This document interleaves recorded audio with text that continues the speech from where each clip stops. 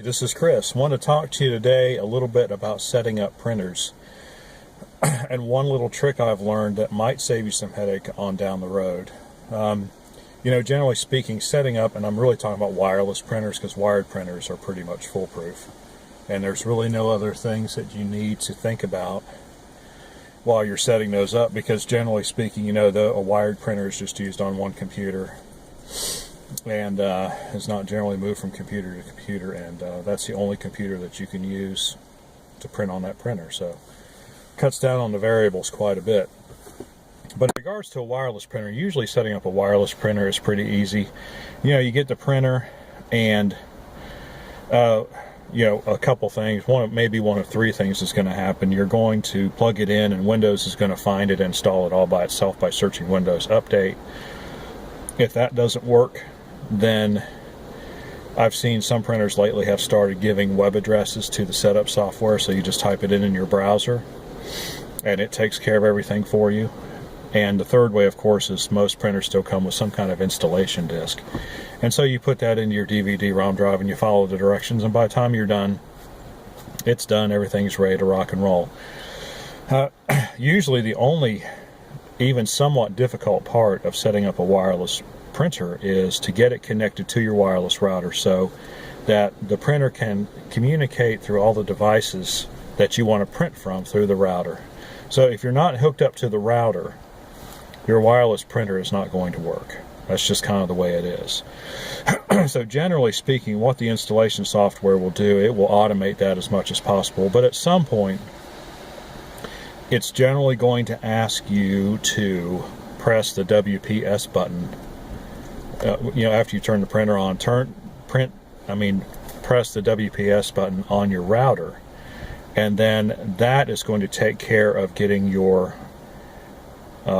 printer and router communicating with one another. And for a lot of applications, that's just fine. Your typical home doesn't have too many devices hooked to it, generally speaking. And what the router is doing is just simply using the DHCP protocol, the Dynamic Host Configuration Protocol, and it automatically, and it's not just printers, any device that's seeking to connect to the router, it will automatically negotiate all the parameters that the router needs and that the device needs so they can communicate with one another. And so that takes a lot of the guesswork out of it. Now, the only difficulty you're going to run into when you do that method, and I've run into it twice in the last couple weeks, and so this is why I'm sharing this trick with you, is if you have your printer set up and it's been assigned a specific address by the router. As the name implies, Dynamic Host Configuration Protocol, there's nothing that says that if either the router or the printer is shut off for any reason, that the next time they hook up, that it will receive the same address information. It's called an IP address. That it will receive the same configuration the same configuration information and therefore IP address that it got the last time. So you have to think about that, because if your router or your printer gets shut off, and I'd say probably mostly the router. I think if the printer gets shut off, the IP tables are saved in the router, and it'll pretty much get the same IP address the next time. But if the router's shut off, or especially if the router is reset, if you're not getting internet service for whatever reason, and you call like CenturyLink or Time Warner Cable, the first thing they're going to say is, well, unplug the router for 30 seconds and plug it back in, see what happens. And if that doesn't help, then they're going to tell you to reset your they'll still tell you to reset your DSL modem, but usually those have the routers built in. And that will reset everything on the router back to its default setting. And it will probably mean that it will assign a different IP address to your router the next time those two try to communicate. Now, they will hook up, but they may not hook up at the same address. And if they don't hook up at the same address, then Windows, the Windows print spooler and printer driver, you're going to say, here, Windows, I want to print this document, and Windows is going to say, okay, let me take care of that, and it's going to be looking for the printer, and it's not going to be able to find it because Windows is not smart like that. It's not going to just look for an available printer and start printing. It has to have that IP address in order to get what's in the print spooler to the buffer on that printer. If it doesn't have that address, it's not going to work. And so the way to get around that is, and to keep that from ever happening, the trick is to go onto your printer and set what's called a static IP address. And so instead of the IP configuration information being stored on the router, now the IP configuration information is stored on the printer. And so as long as you start out with a valid IP address, something in the range of addresses that your router is configured to handle. Actually, a router can handle just about any address you want to put in there, as long as it's in the format of three numeric values dot 3 numeric values dot 3 numeric values dot 3 numeric values. So your typical router is a home address or the gateway address, or the whatever you want to call it. It generally starts something like this: 192.168.0. And then the last three numbers are the actual address within that range that count for anything. So as long as you have those first three sections of your IP address right, you can put any number in for an address. So any number between 1 and 255. So if your router is 192.168.0.1, then you can use any number except for 1 in that last section. So you want to set your router address, not your router address, your printer address.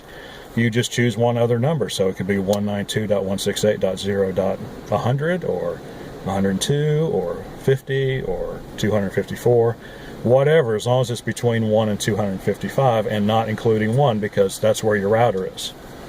And it's important to know too that you can't have two devices on your network with the same exact IP address. Otherwise the router doesn't know what to do with it and it starts complaining about it through Windows. So in order to set that static IP address, that's a little bit beyond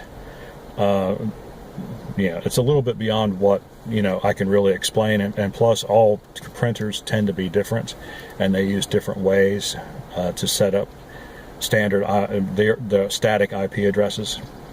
And so what you want to do, you just want to take a good look at your printer, and you want to first make a note of the make, and like HP or Canon or whoever else, and then make a note of the model number. Like I have a little printer inside, it's HP 1020. You enter that into your Google search box, and then follow those, like HP 10220, and with the following phrase: set IP address. And generally speaking, you will find at least 2 or 3 videos that will show you exactly how to set that static IP address. And then once you do that, the router will, you have to go back into Windows and run through the configuration, not the whole configuration for the printer, but go into devices and printers and make sure that that printer can see, read. There's a button in there or something to refresh the connection setting. Just do that, and usually the printer has some kind of indication. A flashing light turns solid, or a red light turns green, or something like that will let you know that it's hooked up. And then you can also go into the configuration settings of the printer. Usually there's a little screen on the front if it's been made in the last few years. You can go in there to network settings, or you can print a self-diagnostic page, and it will tell you if it's hooked up. If all the network spaces are filled in, then you're hooked up and you're good to go and you're ready to print. And so, and of course, the advantage of setting a static IP address is no matter what happens to your router, it doesn't matter what happens to your router. The Windows, the next time everything gets turned back on, the router will be able to find the printer. Your computer will be hooked back up to the router, and the router will provide the correct address information to your Windows computer. And there you go. You'll be up and printing in no time. So I think I pretty much started doing them all that way. just because it gives me peace of mind. That way, if somebody calls and says my printer's not working, I know I'm not going to have to waste a trip over to their house to, make sure the IP configuration is correct, because I already know it's correct, and so I don't have to worry about that. So that's one less step on the troubleshooting chain that I have to go through to figure out what's going on. So, and of course, it helps the people who I've done it for, because they generally don't have to call, because it's, wireless printing is really pretty much, if you set a static IP address, you can't mess it up. Unless you go in and on purpose mess it up by typing something in a command prompt that